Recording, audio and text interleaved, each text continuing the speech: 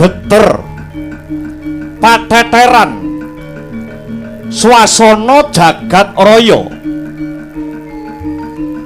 gegering kahanan labet pakartine manungsa ingkang kumingsun ngendel-ndelke rumangsa menangan nganti nyiwake rasa kamanungsan. Kamangka para pinter wis nate ngendika ing ngarsa sung tulodo ing madya mangun karsa tut wuri handayani. Nanging tetembungan mau ing jaman saiki muspra datanpa guna ibarat sinapu dening lebu.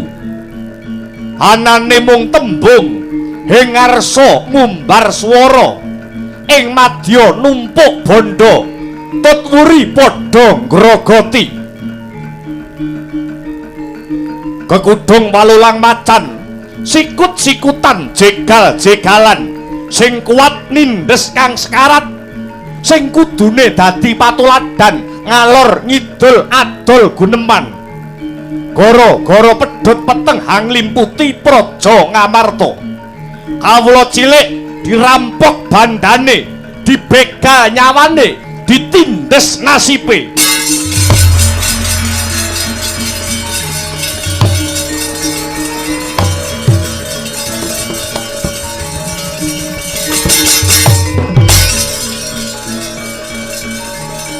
Aduh, melayu. Hei!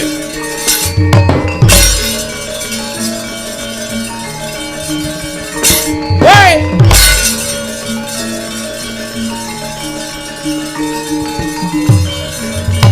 Bah!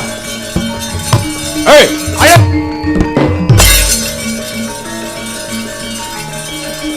Hot! Fire!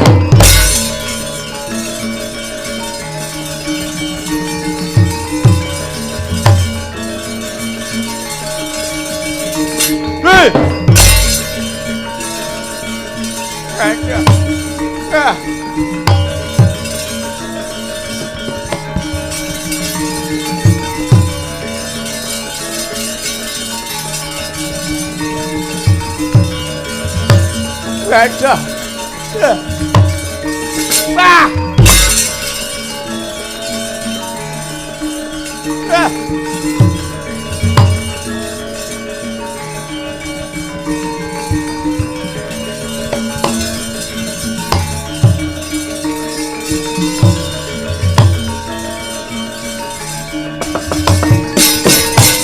Aduh, mati aku. Aku arep kok kapake. Mingkemo cangkemmu. Kowe kuwi mung wong melarat. Becik padha manut aku. Kowe tak wenehi dhuwit, tak cukupi apa butuhmu, watone kowe gelem berontak marang negaramu. Iya. Kowe berontak ana negaramu Ngamarta. Aning negaramu Ngamarta padha ngenekno unjuk rasa. Sing cekak cukupe Puntadewa dikon leren anggone dadi ratu ana negara Ngamarta. Yen kowe wani berontak ana negaramu, bakal tak mulyake uripmu. Aku ora sudi. Aku ya ora sudi. Senadyan aku wong melarat, ning aku ora wani nerak pranatan. Prabu Puntadewa kae ratuku sing tak tresnani. Mokal bisa dadi ratu yen ora ditresnani karo para kawulane. Bangsat kakean cangkem kowe.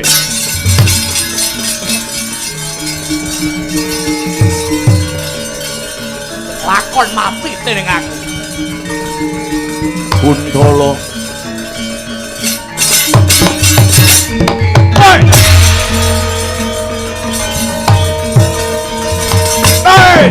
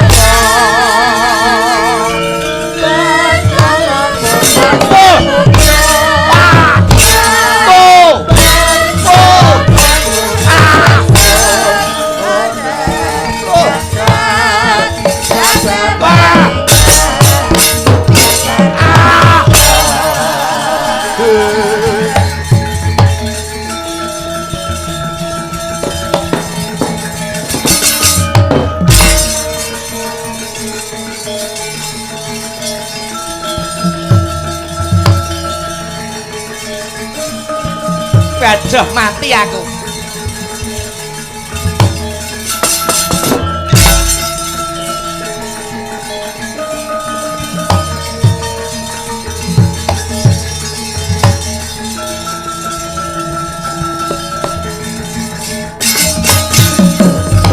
Wela, toblas.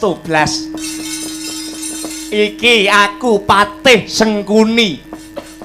Aku Patih Sengkuni, patih sak donya sing paling jujur dhewe. Preman-preman bayaran sing takon gawe rusuh ana negara Ngamarta, lah kok gagar wigar tanpa karya. Konangan karo anak-anak Pandhawa. Ya, Sengkuni ora kurang akal. Anggone bakal golek cara murih ringkihing para Pandhawa. Pandhawa dikasar ora kena, tegese kudu nganggo cara alus. Sengkuni bakal ngerangkul wong-wong sing dipercaya kelawan para Pandhawa supaya bisa dadi jalaran ringkihing kekuataning para Pandhawa.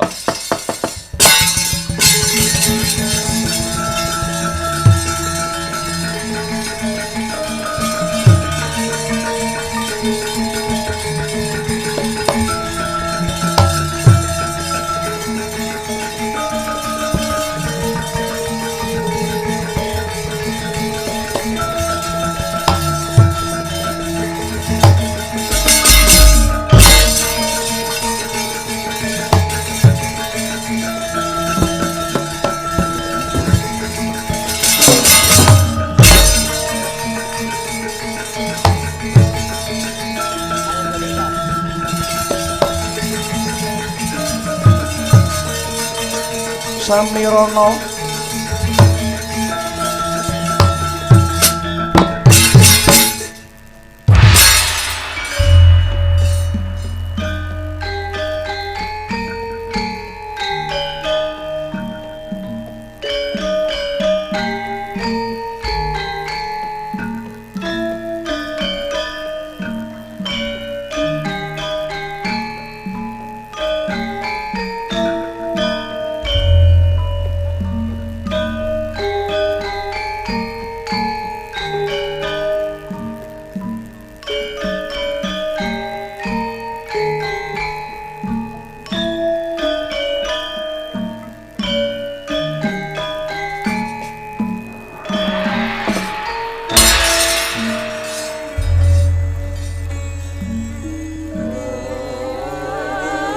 wingit pasemone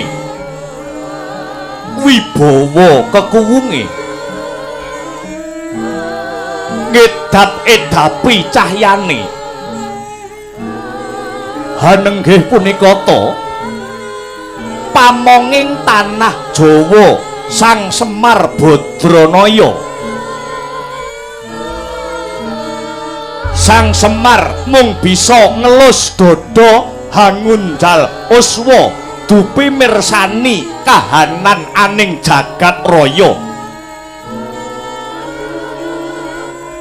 Kahanan aning jagat raya kathah ingkang sami cacat cinacat, rebut bener, adu otot, satemah dadi sandungan ing reh gegayuhan. Nanging Sang Semar wis datan samar marang mobah musi ing kahanan. Hamung mesem ningali gelaring kawontenan. Tekating batin Sang Semar handuweni gegayuhan arsa bangun desa. Ora mung bangun desa secara lahir, nanging uga bangun jiwane, bangun batine wong sak desa Karang Kadempel. Niate Sang Semar ngenya badhe hambangun desa gawe geger nganti sumundul ing akasa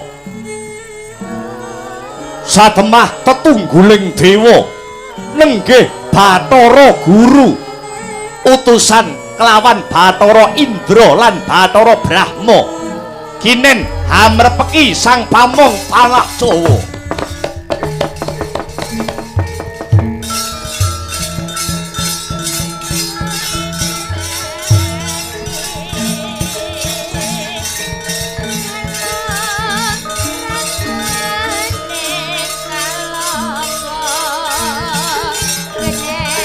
Dewa-dewa subrata marang sureng prangi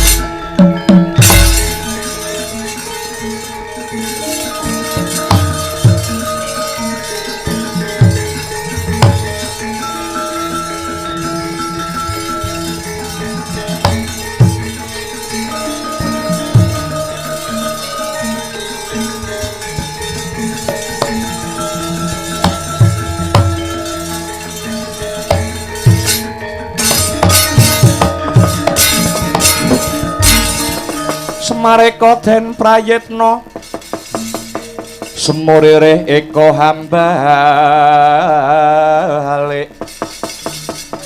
titiyane gandayani om trisanya purnama sasi gilar-gilar semedining tengahing latar milang ana lintang Bima Sakti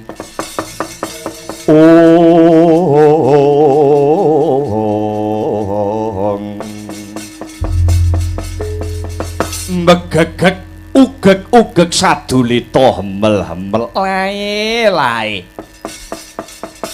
layak prenjake padha ganter jagone padha tarung yen ora kleru panyawangku iki kaya Bathara Indra lan Bathara Brahma kang sowan ana ing sudungku Karang Kadempel kene. Nuwun inggih Kyai, kula pun Indra ingkang ngabiyantara sowan. Kula pun Brahma ingkang sowan Kyai. Kok kadingaren? Kok kadingaren kowe para dewa gelem saba omahku sing mung ana ing dusun. Mokal yen ora ana perlune. Kyai, kula namung dipun utus kalian Rama Pukulun Bathara Guru. Dadi kowe sing mrentah kon rene kuwi si guru. Nuwun inggih lakar kados mekaten. Lah banjur piye? Mekaten Kyai, sak mangke kahyangan Suralaya nembe geger. Kayangan Suralaya ke Taman Goro-goro kagiri-giri. Mubal endute si Blegedaba ngakak galak. Tutuke kumitir petite Sang Hyang Nagaraja akarya bingung bilung-lungan para Hapsara miwah Hapsari. Sareng dipun teliti kanthi permati. Kayangan Suralaya saged geger tinemunipun jebul punjering geger dumunung wonten papan Karang Kadempel mriki Kyai. Awit Paduka Kyai Semar Badranaya kagungan niat duweni tekad badhe hambangun desa. Kula pun Indra lan Bathara Brahma dipun utus kalian Rama Pukulun Bathara Guru kinen lakyenaken kabar menika Paduka Kyai Semar badhe mbangun desa kala wau punika kabar ingkang bener menapa kabar ingkang kabur Kyai?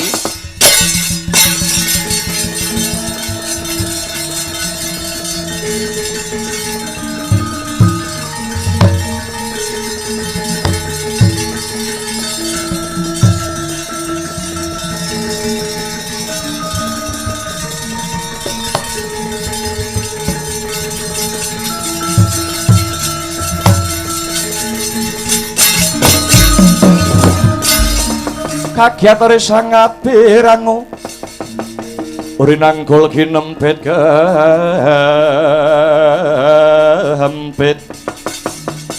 dosang retnaning bawana ya si tukang walang ati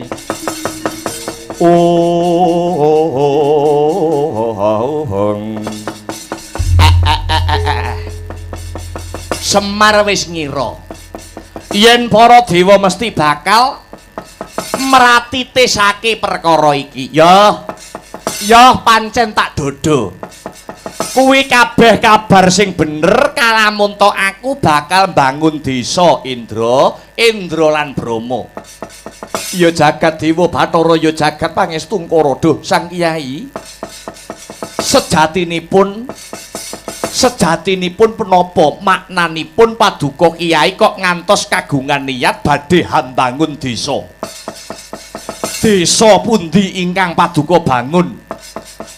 Lan ngagem ragat saking pundi Paduka Kyai Semar badhe mbangun desa kala wau Kyai? Nyuwun sewu ki. Punapa Paduka meri? Punapa Paduka Kyai Semar meri kalian panguwasa tunggal Kahyangan Suralaya ingkang dipun asta dening Rama Pukulun Manikmaya.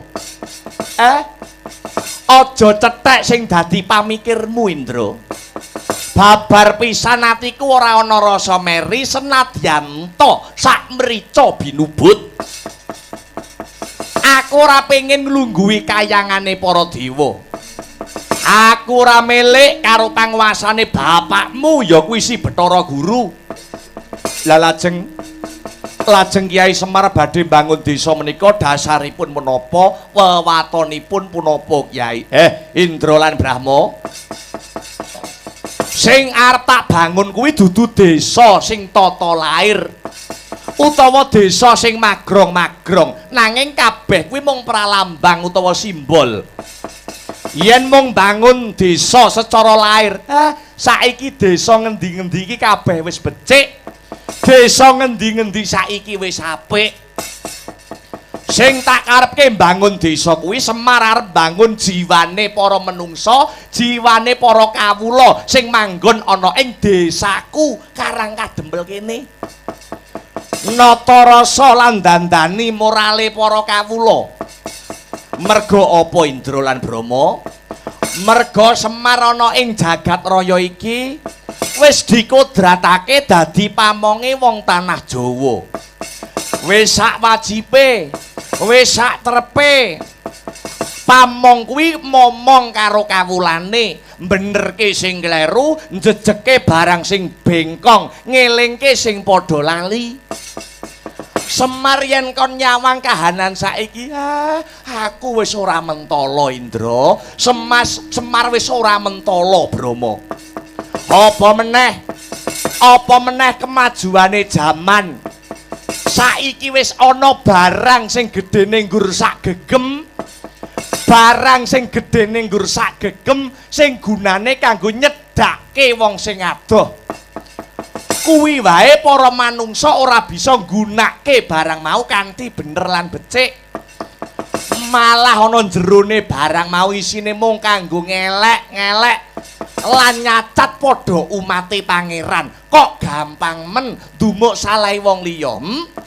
Ngopo kok ora gelem dandani kelakuane dhewe-dhewe?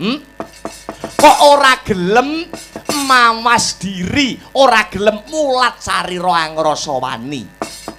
Indra Brahma, dadi niatku kang bakal bangun desa iki ibarat tembunge agama ngandharke ibdak binafsih miwiti saka diri pribadi. Ibarat wong lara, aku sing bakal golek tombo. Yen desane wis diwiwiti nandur bebuden rahayu, yen desane wis diwiwiti tumindak sing becik, kareben desane tentrem, fa insyaallah negarane yo bakal ketut tentrem, Indra.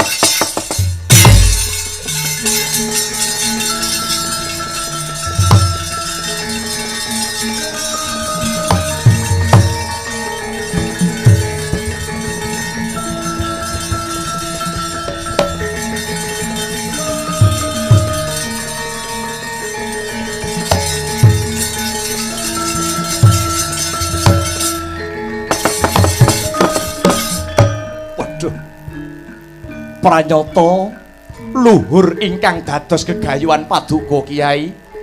Indra nyuwun pangapunten awit saking kutunging raos cubluking pangertos. Kowe ora kleru.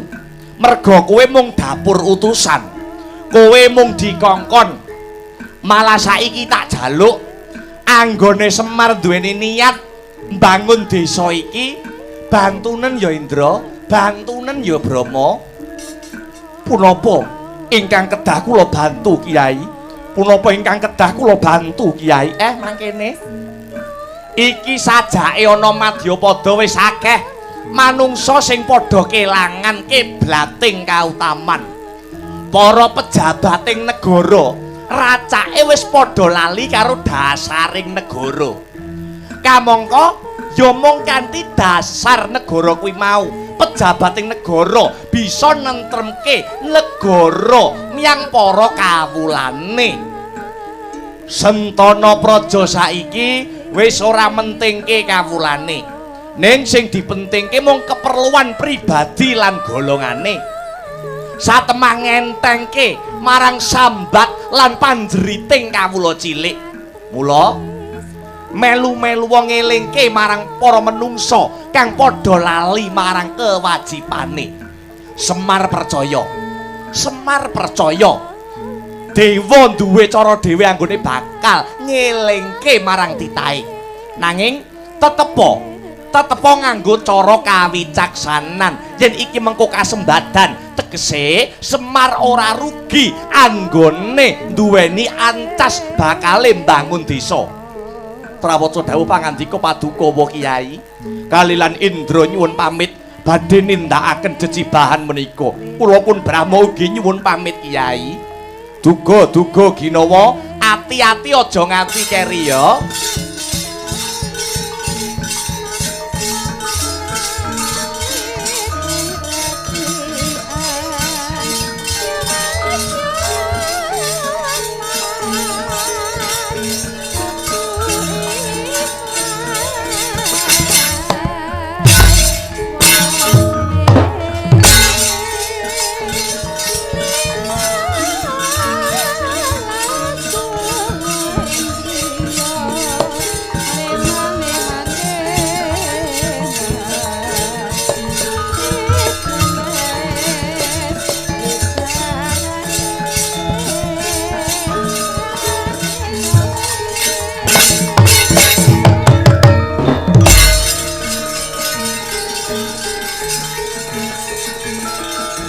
Petruk Bagong dorene.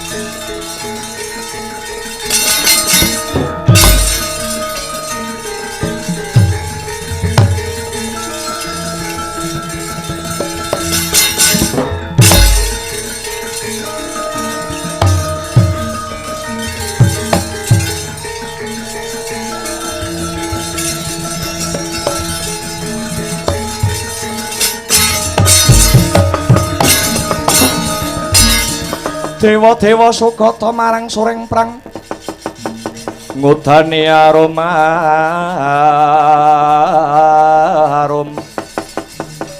ngendanu ing ngawiyat Narada ngepalani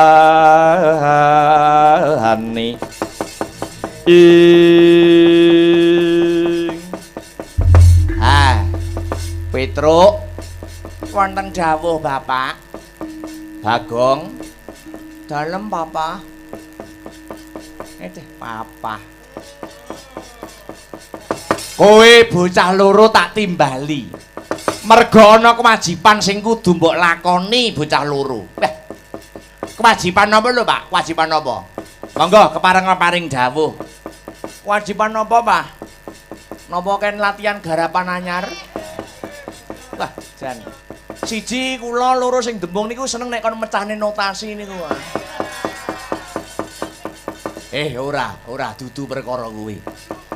Lah lajeng perkawis napa lho, Pak? Dina iki kowe bocah loro budala ya. Budala ana ing negara Ngamarta sowana para pepundenmu Pandhawa. Matura karo bendaramu yen arep nyilih wujude jimat jamus Kalimasada. Kangge napa lho, Pak? Tak gawe syarat anggonku bakal bangun desa, Petruk. Nggih nguntal renek reka-reka bangun desa. Bagong aja crigis. Kowe bocah loro durung ngerti karepku. Mengko nek wis kelakon nyilih jimat jamus Kalimasada, kowe ora ngerti dhewe apa to karepe bapakmu iki kok dadak reka-reka duweni gegayuhan bakale bangun desa. Beda sakniki, Pak. Iya. Kula kalih Bagong tok niki. Kang Gareng mboten dijak. Ora, wong loro dhisik wae. Petruk karo Bagong. Numpak elep. Aku iso wedi nek numpak elep ya. Lambemu dah. Wes, aja kesuwen. Enggal budala. Lumarap marang Praja Ngamarta sowan para satriya satriyaning tanah Jawa, para Pandhawa. Nyuwun pamit nggih Bapak. Duga-duga gina ngati-ngati aja nganti keri. Lebda ing karya ya Petruk.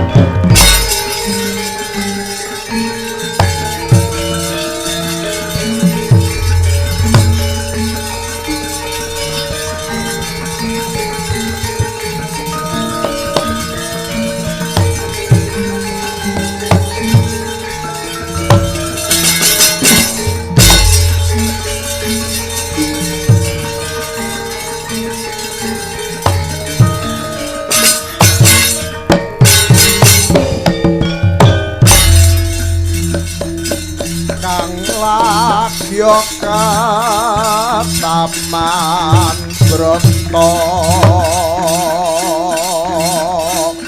gegarane anggrit jroning ati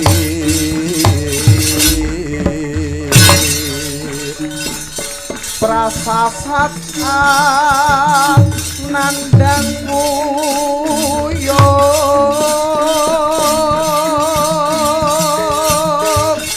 rumasap jroning rasa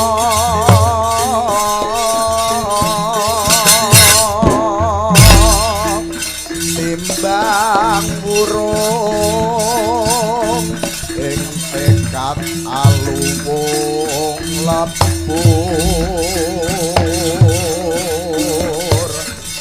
gandrung ming angka wijaya nangge sang Dahana Sari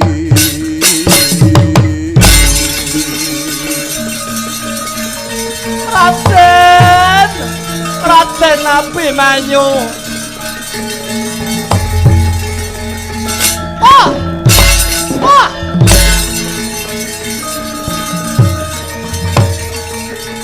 Kakang. Wah, adikku Dahana Sari.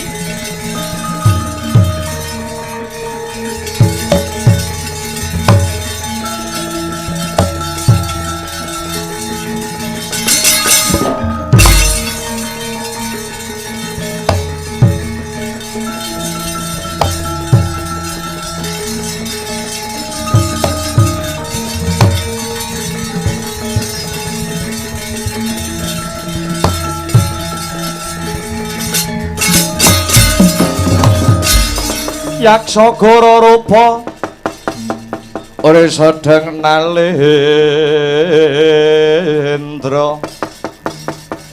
yaksa lalaku kang malwalya ingkang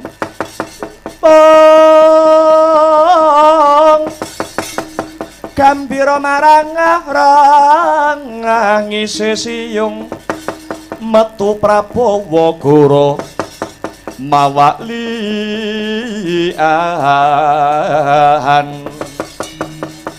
Ditya Durbala harasa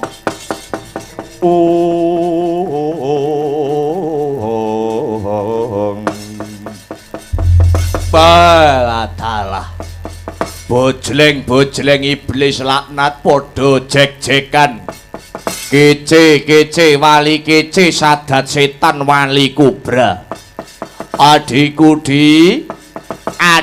Yayi Dahana Sari tak sawang kowe kok kaya wong bingung apa ana sing kok pikir wayah mangan kowe ora mangan wayah turu kowe ya ora turu ragamu saya kuru janjane sing kok pikir ki apa adikku Dahana Sari mara gage matura klawan kakangmu aku Prabu Goro Dahana kakang Goro Dahana piye Dahana Sari ing ripalungguhan iki adimu iki lagi nandhang kunjana apa kakang kunjana apa iya kakang kunjana kuwi tegese edan apa kuwi tegese lara maknane lara kedanan utawa nandhang kasmaran pancen bener kakang belatalah ya lah banjur bocah lanang ngendi sing kuwawa manjing ana rasa mundhuk Dahana Sari wis ana Tricandra iki tegese 3 wulan iki aku kimpenan wong lanang sing baguse ora jamak dedeke ngringin sungsang pengawak Guwaya Teja ya mung wong lanang kuwi sing tansah ngridu jroning pikirku kakang nanging kok emane kabeh mawana sadroning pangimpen upama ketemu langsung ya wis tak ambungi kosik to kosik kowe iki dadi cah wedok iki aja mbok ngetrek kae to wong durung ketemu karo sing kok karepke kok wis kok arep nyosor wae Dahana Sari Dadi wong wedok ki mbok sing ngajeni karo awake dhewe. Mergo wong wedok karo wong lanang kuwi beda. Wong wedok ki ibarate piring kaca, wong lanang iki ibarate piring sing saka seng. Wong wedok ki piring saka kaca yen tiba pisan ter pecah wis ra kenek didandani. Ning yen piring saka seng wong lanang pindhane piring saka seng. Yen tiba pisan palinga nggur bentet-bentet ya malah dadi lan apike. Piring seng nek bentet wah malah ketok gliwu-gliwu. Banjur wong lanang sing kok karepke kuwi mau saka ngendi lan jenenge sapa Taunasari? Slendra sing dadi rasaku. Yen manut pangimpenku Kakang Guru Dahono. Priyayi mau saka kasatriyan Plangka Mati ya saka kasatriyan Tanjung Anom. Jenenge Raden Abimanyu ya Angka Wijaya Kakang. Piye Abimanyu Angka Wijaya? Edyan. Tuh.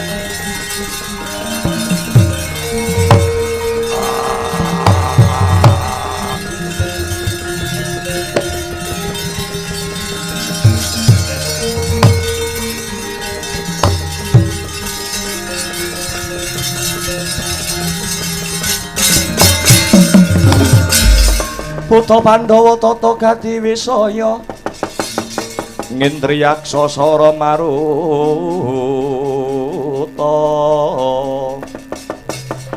pawana bana margana tong samirana lan warayang Panca Bayu Panca Bayu wisikan pagulingan lima.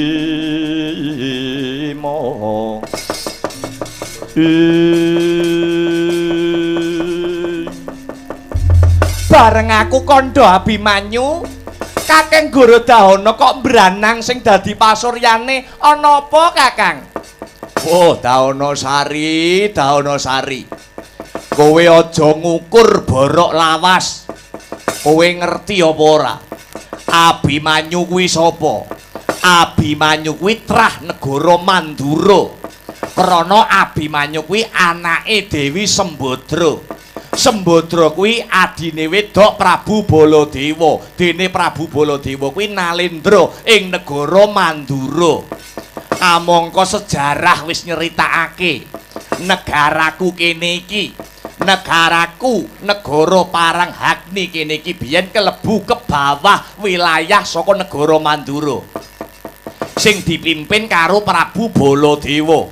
Satemah negara Paranghagni kene bisa pisah saka negara Mandura lan merdika adeg negara dhewe. Dadi yen kowe kepengin gandeng asmara karo Abimanyu sing isih kelebu keturunan wong Mandura, padha karo iki mengko bakal mbaleni sejarah lawas.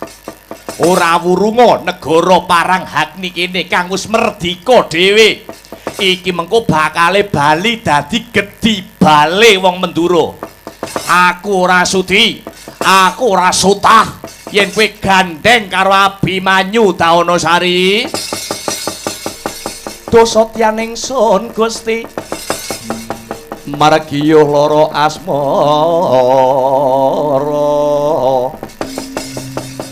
Orang-orang ngubung mangarang.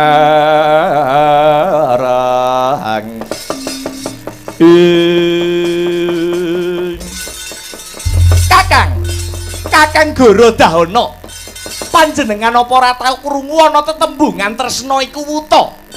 Tresna kuwi ora bisa dipeksa. Merga tresna mono uruping jiwa luhur. Yen mung gagas perkara negara Mandura lan negara Paranghagni tak kira ora ana rampunge, ora ana rampunge. Yen aku kelakon sesandingan karo Raden Abimanyu, malah tak kira bisa dadi dalan rukun ing antaraning negara Mandura lan negara Paranghagni kene, Kakang. Ora ana tembung rukun kanggo keturunan Mandura. ora ana tembung rukun kanggo negara Mandura.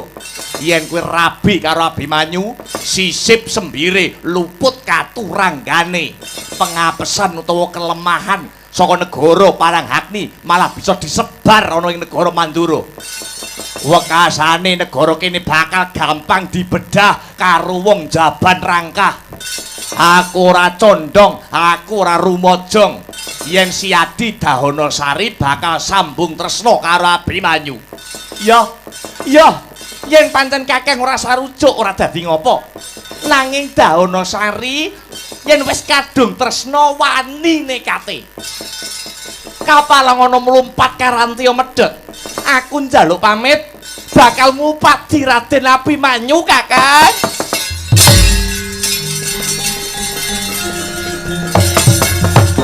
Tolat yalah. Loh. Nekat kowe Dahanasari.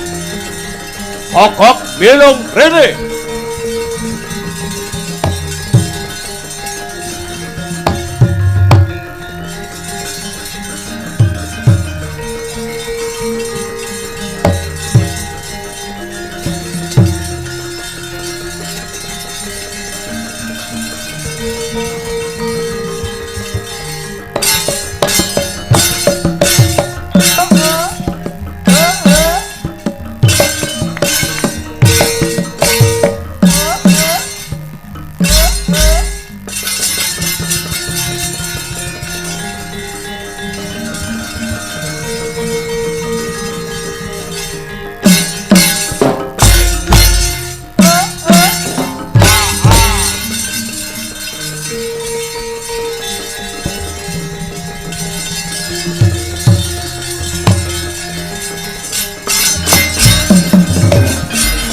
Surmah mayun sang Yaksendragara rupa mangesos kadyangen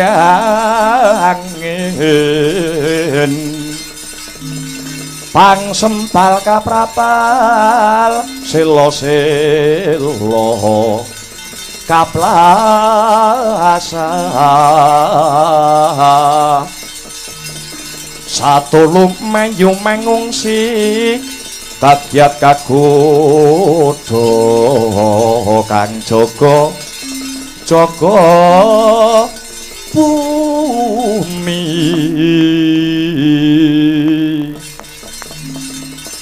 Yuwang Tete Kala Ludra Mas Patik Raja Dewaku adiku sing tak tresnani Togok Teja Mantri. Kula wonten dawuh sinuwun Prabu Gorodahana animbali keng abdi kula pun Togok Teja Mantri. Lan kowe mbelung siap juragan. Marmane kowe sak kloron adoh ndak awe cerak saya ndak raketake merga ana babakan kang bakal rinumpaka marang Togok lan Belung. Prakawis punapa lho sinuwun? Kok sajak wigati Kang Abdi Togok sumedya ngangklungaken jangga nilingaken karna nenggara mentas sabda pangandikanipun sinuwun Prabu Gorodahana. Mangkene, Gok. Ing ri palungguhan iki aku ditangisi karo adiku wedok ya kuwi si Dahanasari. Merga dina iki adiku Dahanasari ke taman Kunjana Papa. Iya. Kunjana Kidan Papa ki lara, tegese lara kedanan. Sedang jatuh cinta, Bos. Iya. Lah priya pundi sinuwun? Priya pundi ingkang dados gegantilaning manah Ndara Ayu Dahanasari? Bocah sing deteke ngringin sungsang pengawak Gwaya Teja. Satriya saka Plangkawati jenenge Abimanyu. Nanging adiku Dahanasari nganti tekan dina iki durung nate ketemu karo satriya mau, Gok.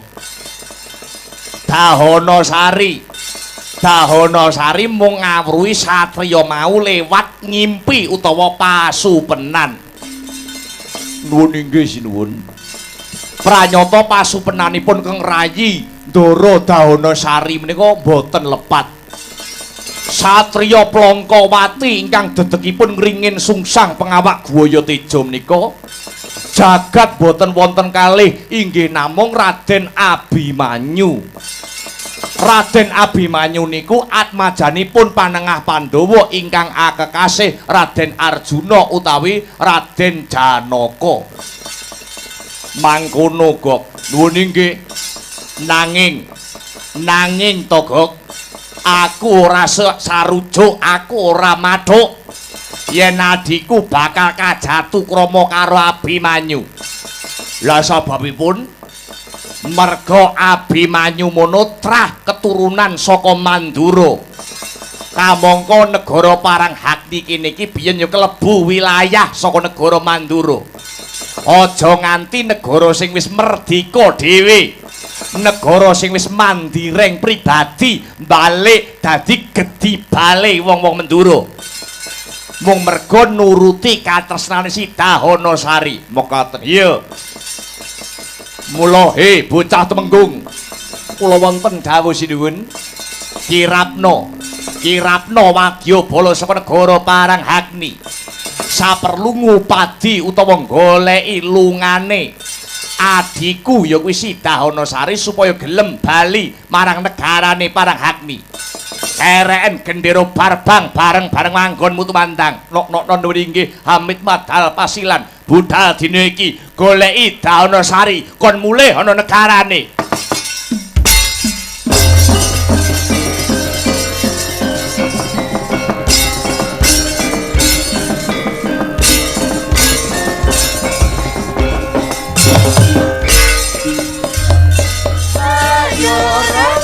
Bebareng tumandang patas tuntas angayai karya budeling dan prawadya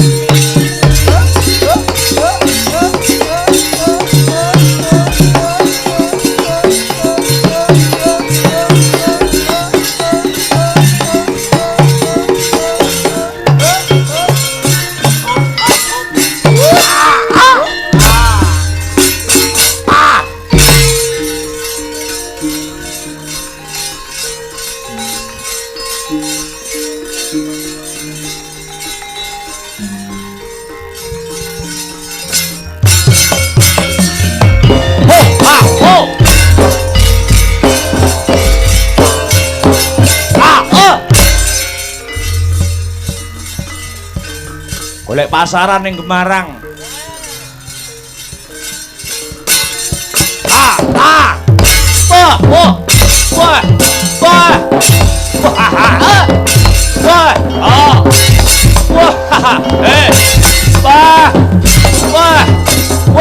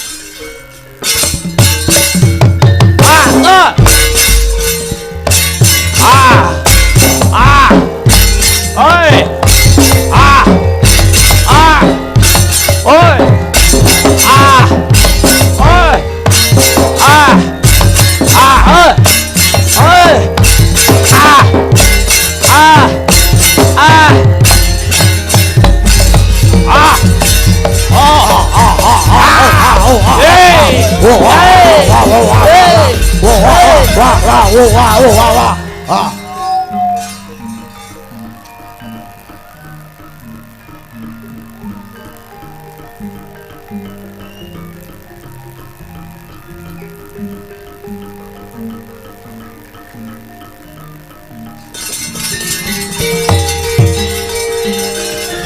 Sewaka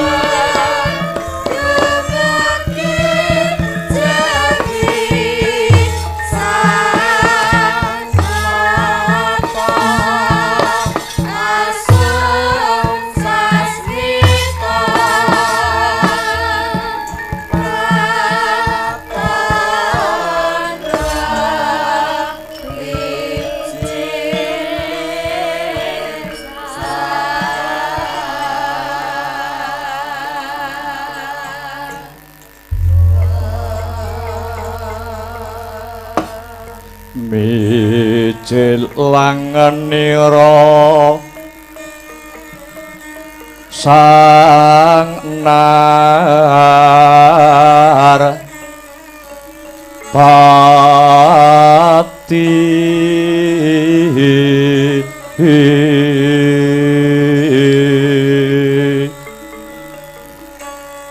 lampah hira alon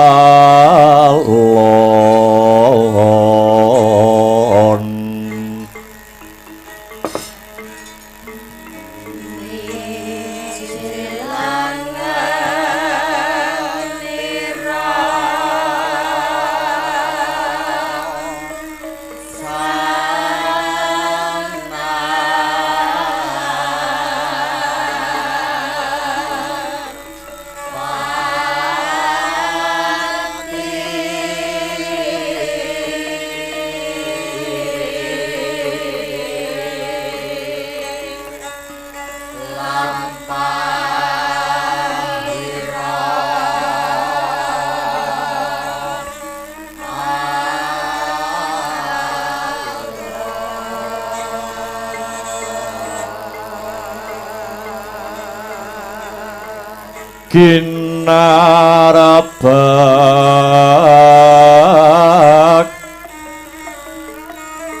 badaya yuwarna nira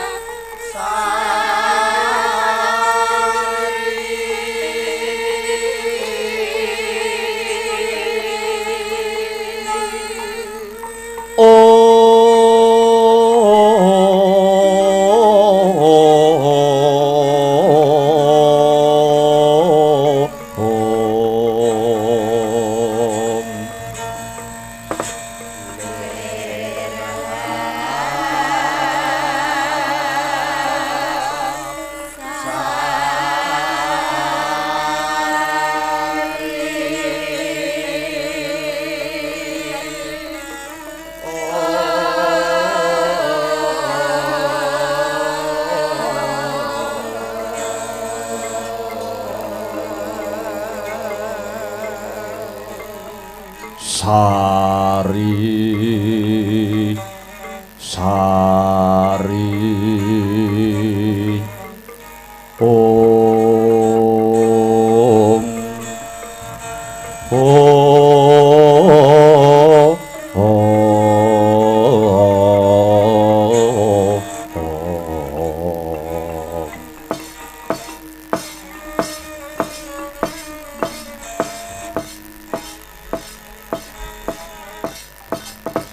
Duh Koko Prabu Mandura jejimat kula donya praping delahan sami wilujeng rawuhipun jeng Koko Prabu Baladewa wonten ing negare Ngamarta mriki Duh Koko Prabu bela dalah ya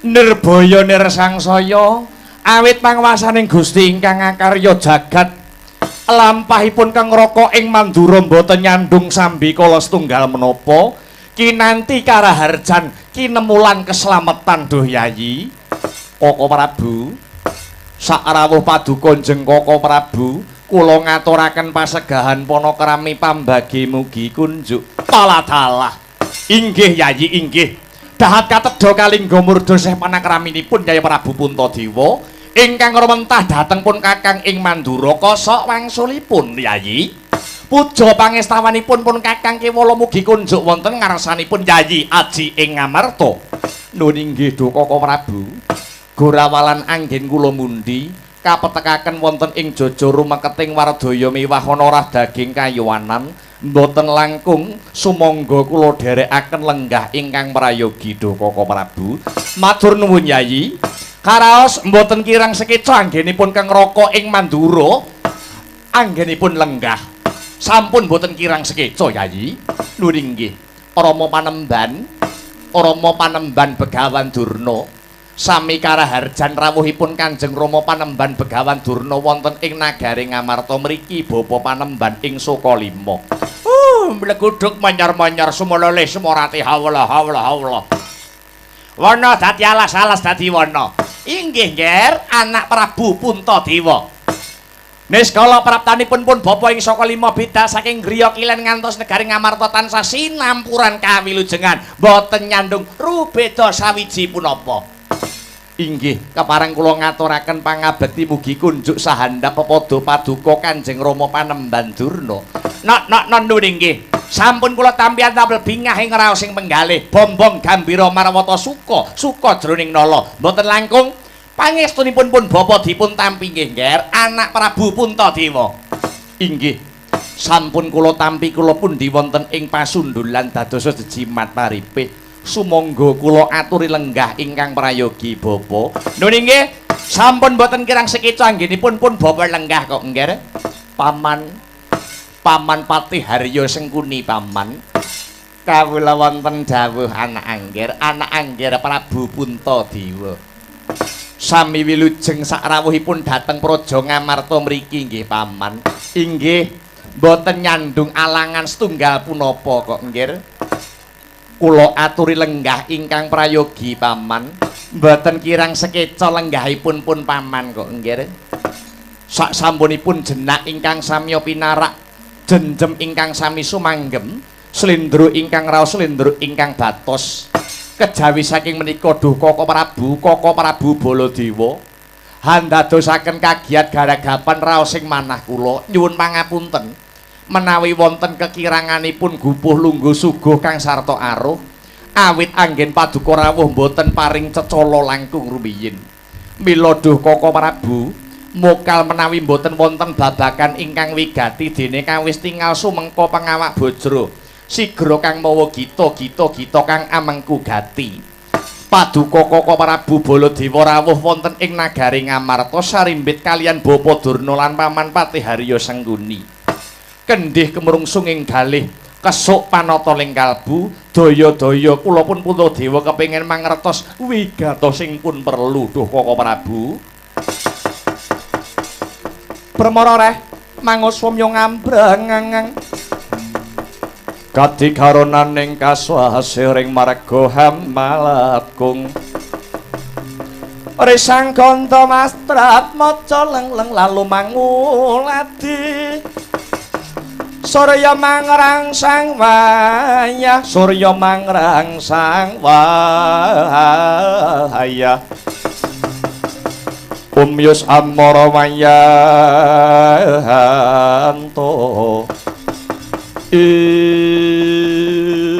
inggih Yayi Puntadewa mugi kawuningan kula bidal niki wau mboten bidal saking negari kula negari Mandura nanging kula bidal saking negari Ngastina.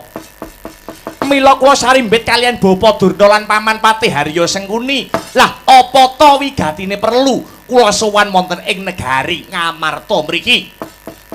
Inggih awit kula ditangisi kalian Yayi Prabu Duryudana Nalendra ing negari Ngastina. Yayi Duryudana sambat kalian kula awit samangke negari Ngastina ketaman pagebluk Mayangkara. Larang sandang lawan pangan. Ugi ketambahan kathahipun bencana alam ingkang animbrung dhateng negari Ngastina.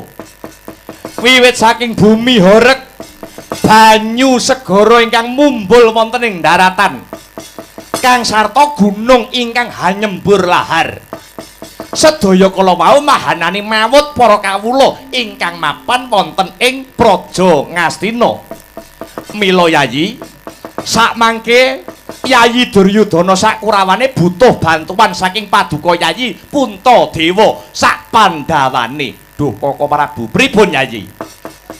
Menawi babakan saking pagebluk kang sarta awising boga kelawan wastra niku mboten ngemungaken dhateng negari Ngastina kemawon ananging negari Ngamarta inggih sami nampi pacoban ingkang gegirisi kados mekaten duh Koko Prabu. Lho dados kahanan negari Ngastina sami kalian kahanan negari Ngamarta mriki Yayi lakar kados mekaten duh Koko Prabu.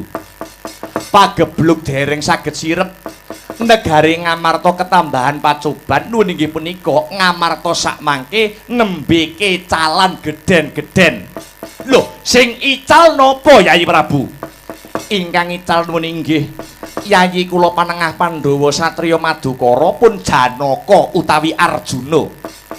Yayi Janaka sampun tricandra utawi 3 wulan laminipun murca tanpa pepoyan saking negari Ngamarta mriki. Lho Yayi Arjuna murca, Yayi Janaka ical. Lakar kasinggihan duh Koko Prabu. Weh lah dalah. Ya jagat Dewa Bathara, wat sesaning Bathara jagat. Mekaten Yayi.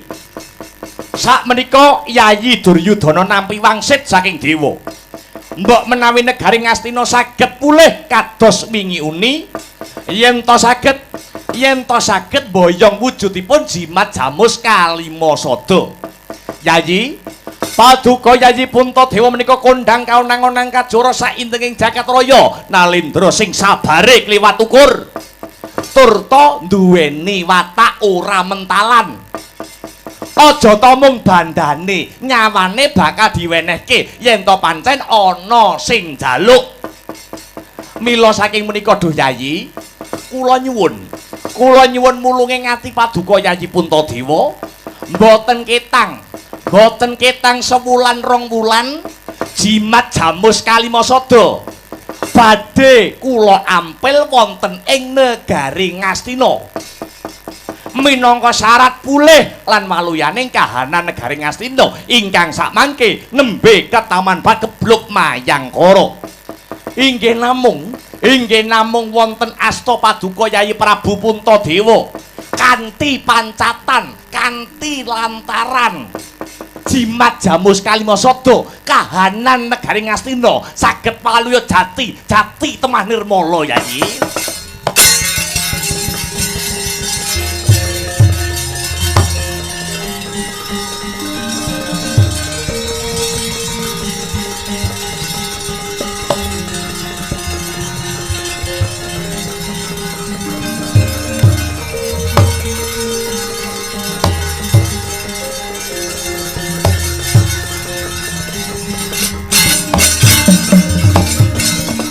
Leng-lenging driya mangu mangun gong kanduhan rimang lir-lena tanpa kanin lir-lena tanpa kanin yen tan tulusa mengko sang Dyah Utama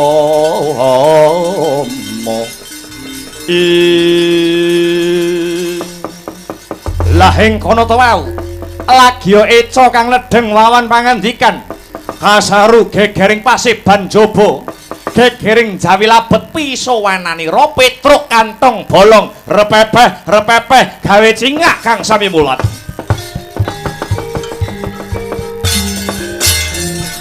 Lagi cawawan sabda ora kang sumewa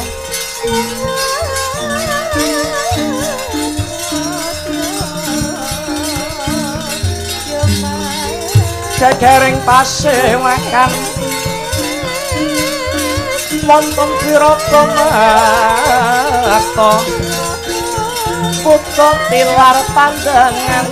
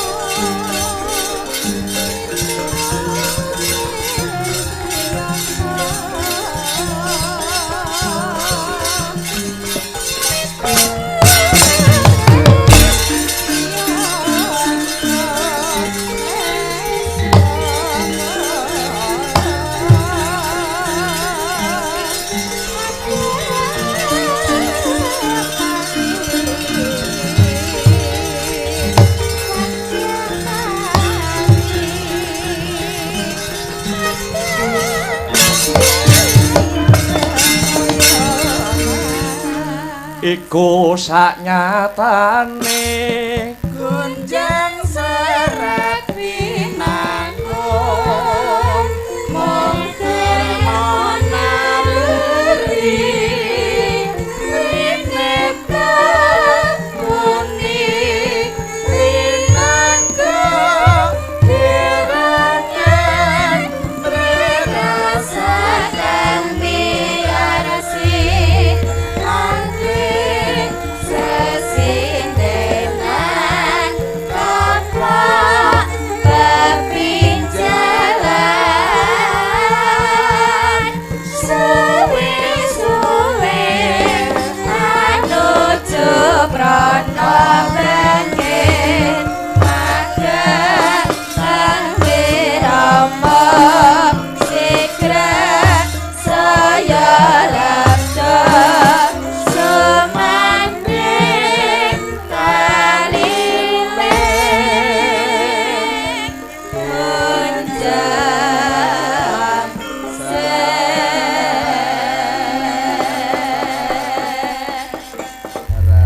Pamit pasang Kalimantabik pisowanan kula sinabeta ing ilodune dumawaing tawang towang nyuwun sewu. Sowan kula nglemah bengkah nyelo-nyelo ngabyantara wonten ngarsa paduka sinuwun Prabu Puntadewa. Petruk padha becik sak tekane kantong bolong. Inggih, awit pangestu paduka sinuwun ing Ngamarta sowan kula winantu ing berkah kawilujeng Ngandara. Keparenga kula ngaturaken sembah pangabekti kunjuk wonten sinuwun Puntadewa. Iya wis ndak tampa mara gage pangestuku tampanana. Kula pundi mugi handadosa jimat paripih. Sinuwun ing Mandura Prabu Baladewa bekti kula katur. Iya Petruk, wis ndak tampa dikepenakne anggone lungguh. Inggih sinuwun. Ndara Jodimati bekti kula katur. Petruk iya wis ndak tampa liwat pangestuku tampanana. Inggih. Gong nun. Bagong nun. Mbok ngaturne bekti to, Gong? Karo sapa no? Ya karo sing duwe omah. Sinuwun Prabu Puntadewa, sembah pangabekti kula kunjuk wonten sesembahan kula sinuwun Prabu Puntadewa. Iya Bagong diprayogakne anggonmu lungguh. Inggih, wah suguhane banyu mili ya, Truk. Heeh. Wah jan luar biasa. Heeh. Bose Jodipati, sembah pangabekti kula kunjuk. Bagong iya ora liwat pangestuku tampanana. Nggih, kula pundi dados jigmati gesang kula. Sinuwun Mandura Prabu Baladewa dibekteni, Gong. Hah? Sinuwun Mandura Prabu Baladewa ya dibekteni. Ora sudi, Truk. Eman-eman cangkemku. Lho, ngopo lho?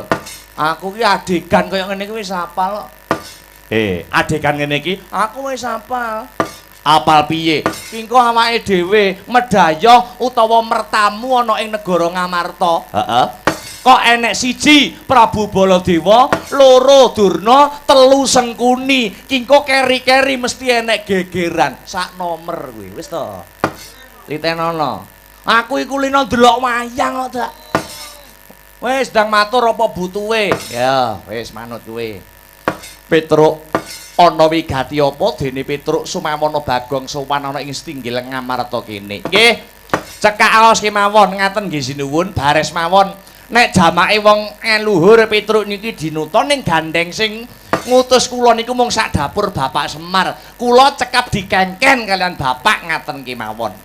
Kowe dikongkon apa karo Kakang Semar Badranaya? Ngaten nggih sinuwun. Kula wau enjing-enjing kula mau ditimbali kali Bapak. Truk rene ya. Ana apa to, Pak? Kula ngaten. Bapak ngendika, kowe dina iki tak kongkon mara ning negara Ngamarta. Matura ning sinuwun Prabu Puntadewa mbok menawa Bapak arep nyilih jimat jamus Kalimasada. Kula kaget. Kula nyauri nyilih jimat jamus Kalimasada arep damel apa to, Pak? Kula ngaten. Ngene, Truk. Bapak ngendika melih, jimat Kalimasada arep tak gawe syarat sarana amarga bapakmu iki arep bangun desa. Ngaten. Mila kula lajeng tanglet kalian Bapak. Bangun desa iki maksude piye to, Pak? Bapak Semar nyauri. Wis, ora usah kakean takon, saiki enggal budal nyang negara Ngamarta ngejak adimu Bagong. Ngaten. Siap, Pak, kula ngaten. Mila sinuwun. Kula sowan wonten ing ngabyantara paduka sinuwun ing Ngamarta. Mboten sanes nyuwun mulunging penggalih sinuwun Prabu Puntadewa. Mboten ketang sagebyaring tatit. Kula nyuwun ngampil wujudipun jimat jamus Kalimasada. Minangka dados sarana Bapak Semar anggenipun badhe mbangun desa. Bangsat elek. Petruk, madhep rene.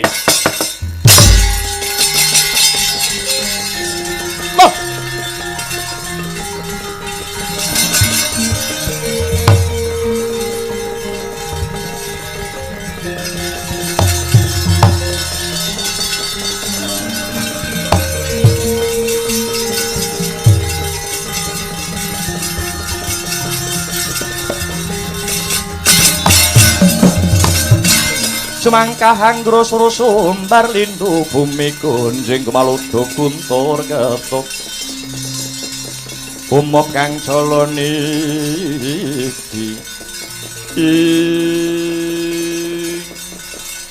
Truk apa? Truk apa? Aku meling ya, Truk. Meling apa? Nek iki engko sida geger Sengkuni sing jotosi tak aku ae, Truk. Kok sajake gedhing men karo Sengkuni. Loh, pate bejijat, senengane dadi provokator, ipat-ipat aja turun anak putu. Wayang sakothak, paling gedhing aku karo Sengkuni, Truk. Penyebabe, lah bojoku biyen tau dikeloni kok. Oh. Wong bojomu geleman. Ah bojoku pancen tak dolok, Truk. Lah, ora sae le. Enten apa sinuwun Prabu Baladewa? Sumurupa. Tak kamu mapan ning negara Ngamarta kene modho karep karo karepe Prabu Baladewa. Lho, maksude modho karep? Kawruhane ana Petruk. Tak aku mapan ana negara Ngamarta kene ya bakal nyilih wujude jimat Jamus Kalimasada, Kinarya Usada, negara Ngastina kang sakmengko lagi ketaman pagebluk Mayangkara. Mula kowe aja madan-madani kekarepaning Prabu Baladewa. Sing nembung arep nyilih dhisik ki aku, mara gage kowe saiki mulya. Kowe saiki mulya omonga karo bapakmu yen jimat Jamus Kalimasada wis disilih dhisik lawan Ratu Mandura Prabu Baladewa. Kowe duwe dhuwit gawe mulih ora? Yen ora duwe dhuwit tak sangoni pira butuhmu kowe gek ndang mulya. Aku sepet nyawang raimu. Kowe dirupak-rupakne lho, Nduk. Kok nggur meneng ae? Innallaha ma'asabirin. Wong sabar kekasih Gusti Allah. Tak kira Gusti Benawa. Ngaten si Dewi, nyuwun sewu. Sowan kula mriki mboten-mboten niat padha karep kalian kekarepan Paduka Sinuwun Baladewa. Niat kula murni diutus kalian Bapak Semar supados ngampil wujudipun jimat Jamus Kalimasada wonten ngarsanipun Sinuwun Puntadewa. Loh, aku ya dikongkon. Aku dikongkon Yayi Prabu ing Astina, Yayi Prabu Duryudana. Lah nek ngoten pangkate sampeyan kalih kula niku padha. Pangkate padha-padha lek kongkonan. Dados sampeyan nek badhe ngusir kula niku mboten berak. Wong padha-padha kongkonane, padha-padha tamune, padha-padha ngombe wedang sak gelase. Lah sing duwe omah wae ora ngusir, sampeyan kok lancang arep ngusir Petruk iki lho. Petruk, dalem. Jimat Jamus Kalimasada kuwi mung siji. Bakale disilihke ning aku dudu kowe. Upamane sidane disilihke teng kula sampeyan ya ora ngerti. Karo dene sing ngabdi dhateng Sinuwun Puntadewa niku kula niku pun dangu lho anggen ngabdi wonten Prabu Puntadewa. Arepa dikaya ngapa lan kepiye? Pandhawa niku mboten saged nglalekke perjuangane wong cilik. Kados kula niki. Prabu Puntadewa sak pendawane iso duwe derajat pangkat, iso dadi pejabat, ya mergo didukung karo wong cilik. Tur Pandhawa ora tau lali karo wong cilik. Lho niku lho. Niku pemimpin jos, niku pemimpin hebat. Beda karo pemimpin sing elek. Sadurunge nyalon gayane nyedaki wong cilik. Nyumbang kono, nyumbang kene. Ning bareng wis dadi pemimpin lali karo wong cilik, bandane rakyat dikorupsi. Tambahi truk, tambahi piye? Matane picek. Lho. Sabar gong sabar. Yo ngoten. Sampeyan Prabu Baladewa niku dadi pejabat mergo dipercaya, dipilih karo wong cilik. Mula aja nyempelekke karo wong cilik, ngoten. Mbak Petruk niku wong cilik, Petruk ora tau nglanggar hukum, Petruk tetep taat karo aturan negara. Buktine Petruk ijek gelem bayar pajak lho niku. Pajeke rakyat. Niku nggih damel kangge mbayari pejabat-pejabat kaya sampeyan niku. Niku pajeke rakyat, ngoten. Kok sampeyan arepe ngusir-ngusir kula duwe kula wong melarat, duwe kula wong cilik. Lah niku lho Sinuwun Punta, sedaya niku kari ngenteni keputusane Sinuwun Puntadewa. Upama Sinuwun Prabu Puntadewa sidane nyiliki jimat Jamus Kalimasada teng jenengan, kula tak sing ngalah mboten napa-napa. Ning upami jimat Jamus Kalimasada disilihke teng Petruk, sampeyan ya kudu nglenggono, ngaten. Hawane kok panas. Tak ning jaba sik aku. Aku ora melu-melu. Walah, jirih wele. Kaya Sengkuni ngene iki, Jas. Jimat Jamus Kalimasada bakal silihne Baladewa, ora Petruk. Lho mboten saged. Sedaya keputusan mapan wonten ing Sinuwun Prabu Puntadewa. Kowe kudu minggat tekan kene, mboten murun. Minggat, mboten. Petruk bosen urip pancene.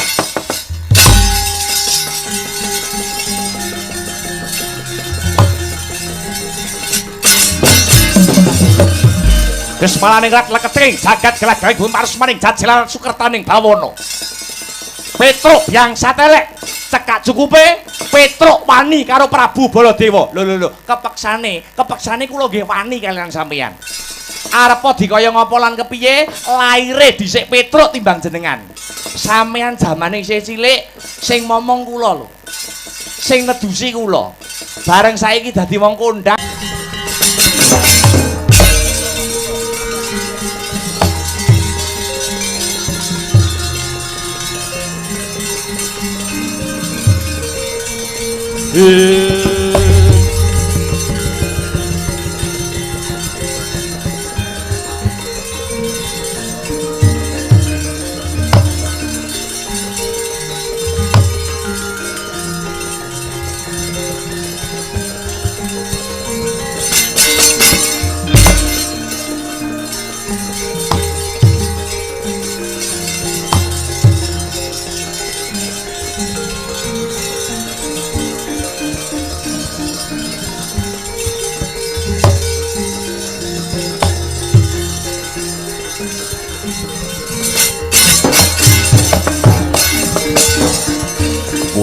Dewa kakangku, aja wasumelang rasamu.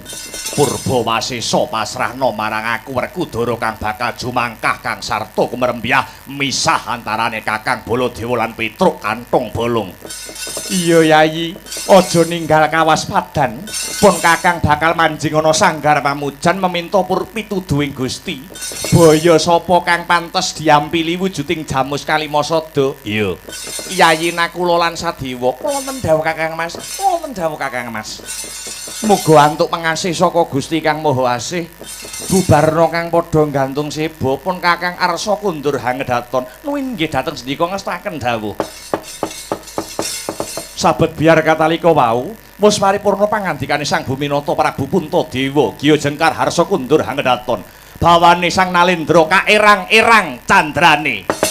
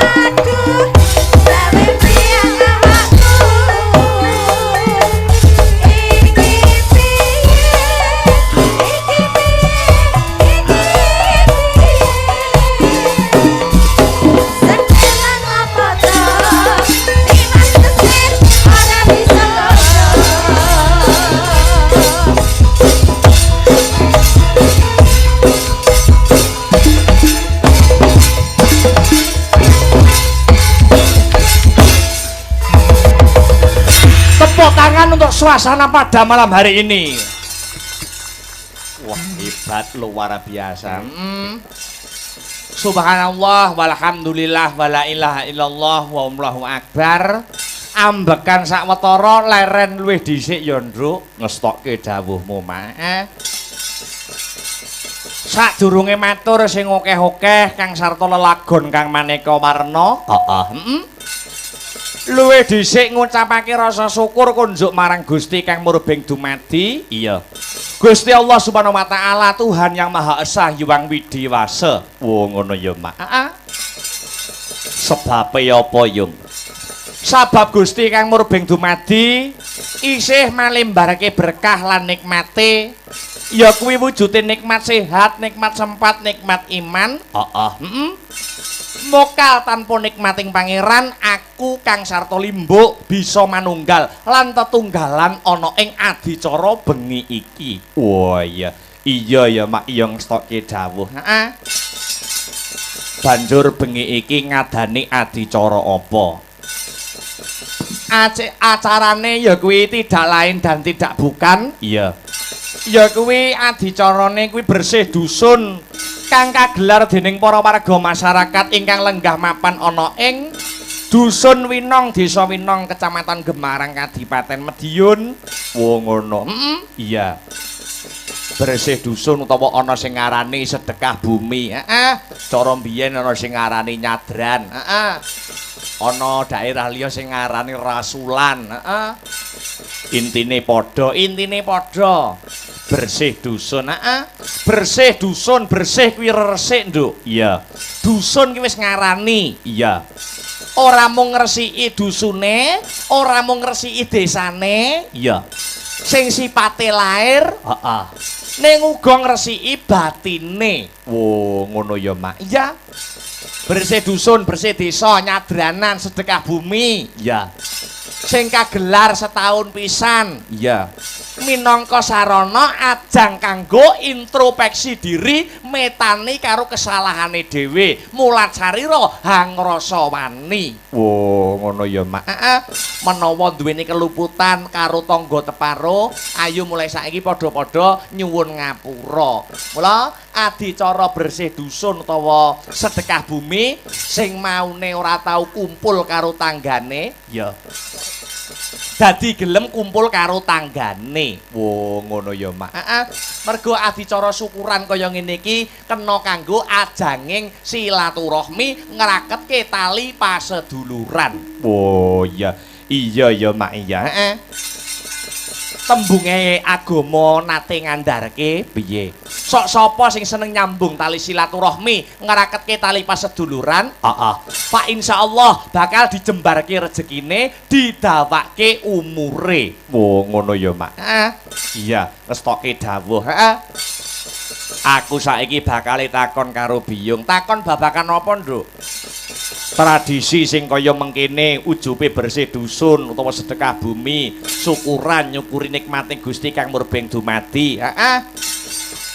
Ana sing ngarani nyadranan. Ya.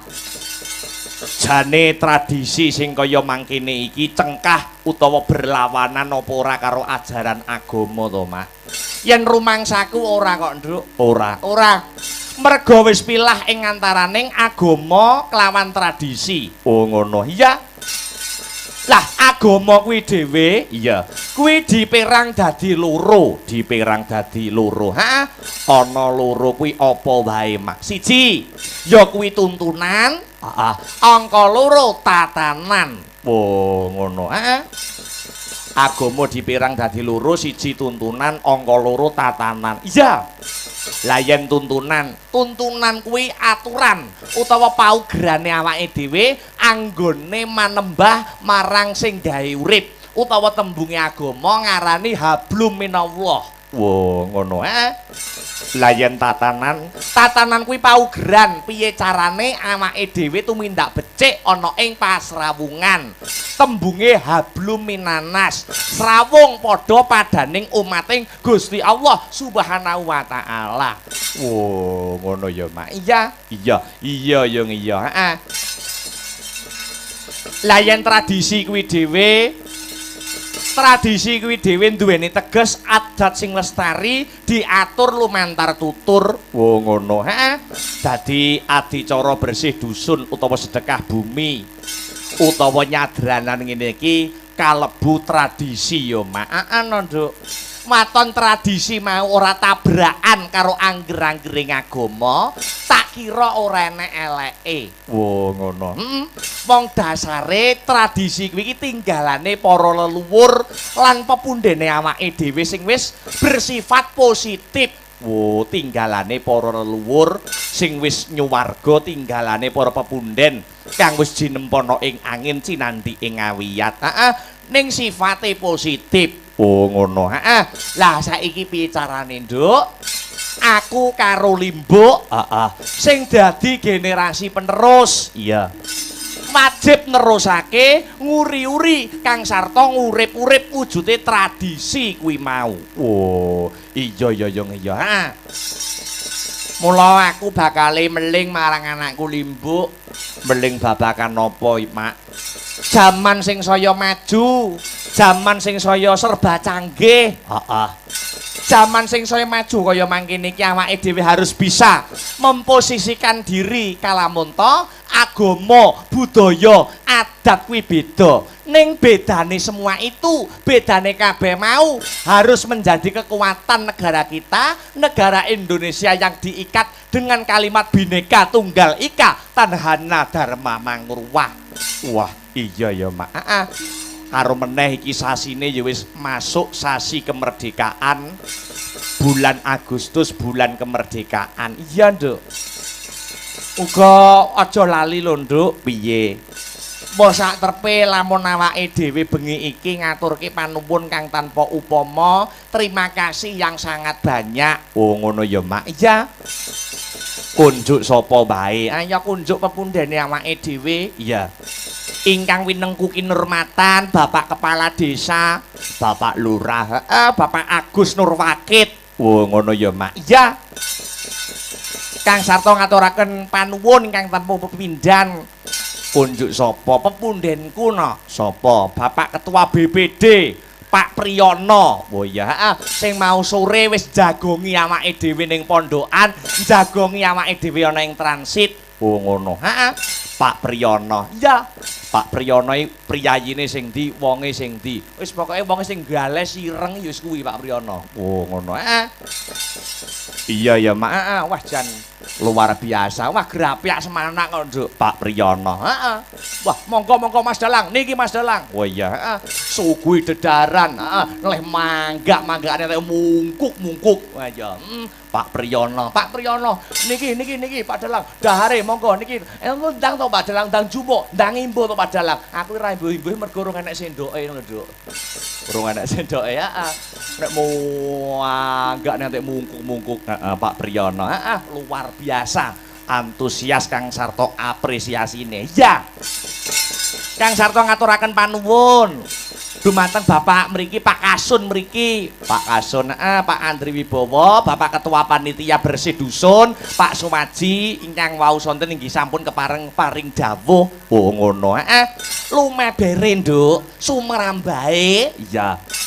Ngaturke panuwun terima kasih yang sangat banyak nyuwun inggih punika kunjuk sedaya panitia bersih dusun sing wis ikut andil suksesnya adicara wayangan bengi iki. Wo ngono ya, Mak.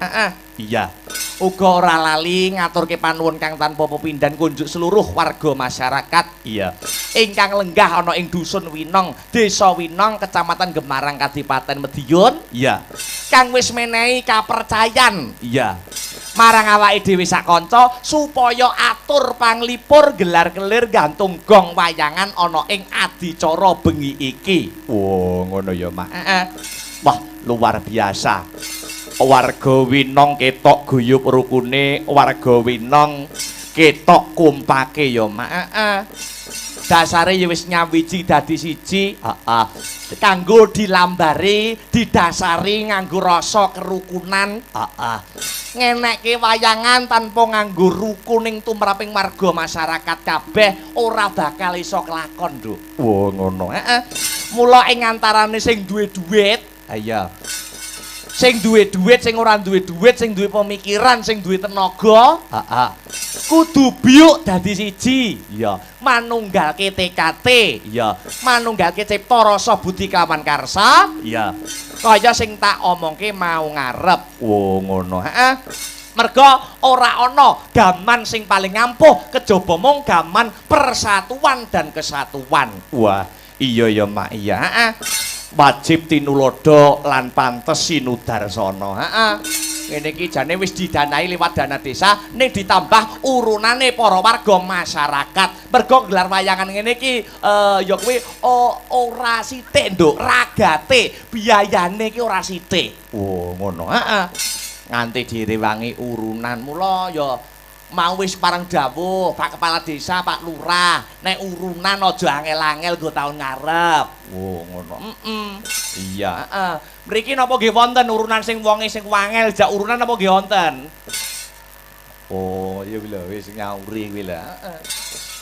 Biasane ngono ki enek no, siji loro enek. Heeh, dijak urunan wangel. Yo, wayangane dadak nariki warga. Yo, meniki pemborosan.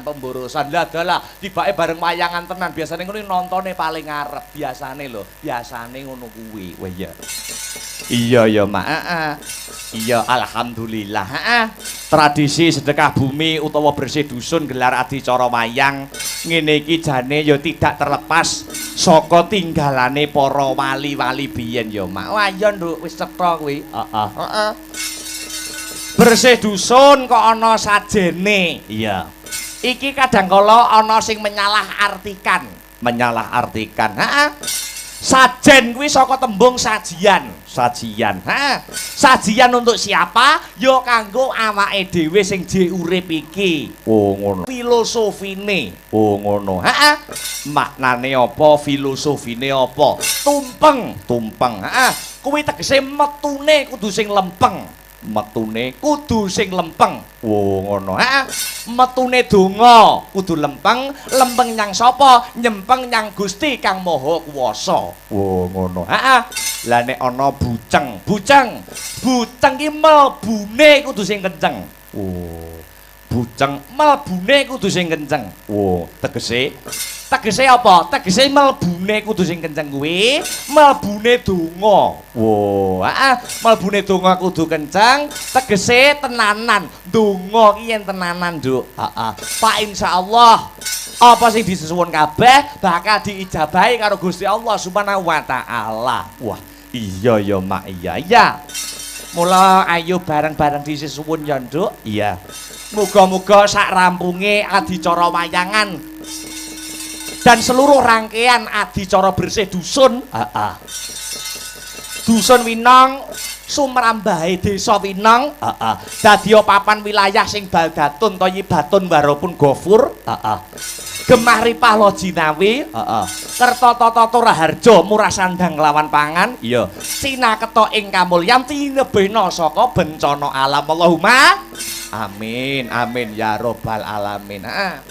Eman